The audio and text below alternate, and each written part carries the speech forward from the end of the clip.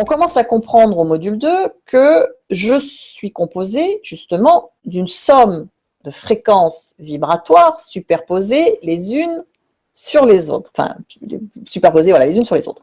Effectivement, j'ai des fréquences qui sortent à un moment plus que d'autres, puisque je les observe, j'ai une intention, et hop, la fréquence se densifie. Alors, je vous ai mis ça, mais en gros, il faut imaginer que mon corps, je suis constamment en train de faire ça, tu vois, mes vibrations. Effectivement, quand j'ai mal aux pieds, tu imagines que c'est la vibration physique qui sort un petit peu plus. Quand je suis en train de manger, je peux avoir la fréquence, si je mange parce que j'ai faim, qui est celle liée au corps, mais si je mange parce que c'est un plaisir, c'est de la nourriture de l'âme, c'est ma fréquence spirituelle qui va être très élevée et ma fréquence physique qui va être toute petite. Donc ça, c'est le module 2, où les gens prennent conscience que, oulala, ils sont un tout de plein de choses. Donc c'est assez perturbant. Parce qu'en plus, je comprends que si j'émets et si j'écris un mot, il se passe déjà des choses. Bon, ok.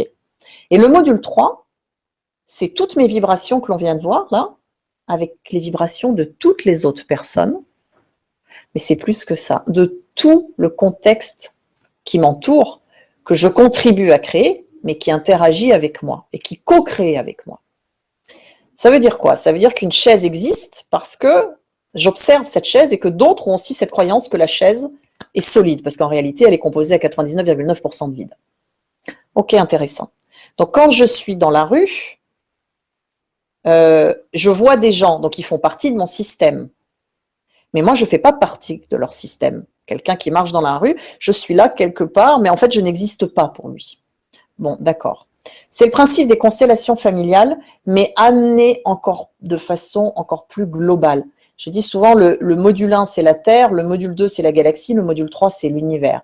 C'est-à-dire que n'importe quelle vibration co-crée avec moi. Et quand tu fais la systémie, que tu la fasses en entreprise ou pour des particuliers, tu vas pouvoir sortir un espace-temps d'un côté.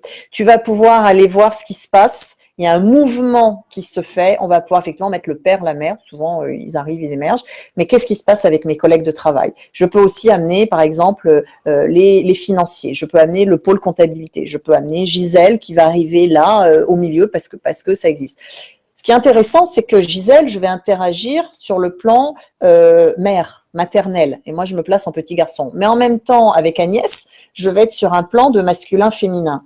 Sauf qu'Agnès, de 8 à 9, elle est toute pimpante, elle est toute belle. Moi aussi, je suis en pleine forme. On va rentrer dans le masculin-féminin. Et puis, à 13 heures, je vais être un peu fatiguée. J'ai une mauvaise nouvelle. On repasse en relation un petit peu mère, un peu un côté mère-enfant.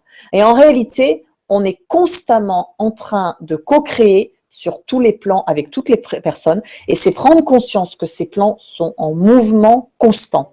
À partir de là, tu ne peux plus juger les gens. Tu peux juste sortir l'information et choisir ce que tu vas en faire. Et là où ça va encore plus loin, et c'est là où les accompagnants doivent vraiment être très très vigilants à ce qui se passe, c'est que tu as de plus en plus de gens qui sortent de la linéarité du transgénérationnel. Et moi, il m'est arrivé des histoires où Agathe Bourasset, en tant qu'entité, identité juridique, j'étais là, mais je n'avais rien à voir avec l'histoire. C'est-à-dire que ma partie physique, ma partie sociale était dans le système de l'histoire qui était en train de se passer. Par contre, ma partie spirituelle, etc., ne faisait pas partie de l'histoire.